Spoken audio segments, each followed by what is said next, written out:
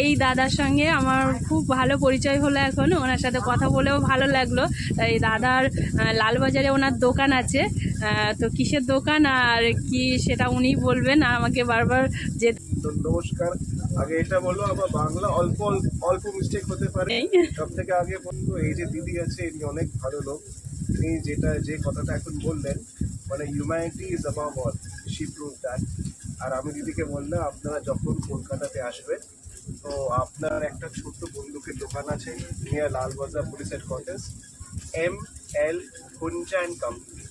এটা one of the oldest গান shops. আর আমি দিদিকে বললাম কি আপনি যখন সেখানে আসবেন, আপনি আমার দোকানে এসে বন্দুক ফায়ারিং করুন, তার ভিডিও আপনি আপলোড করুন। I will be more than happy to host you. Thank you.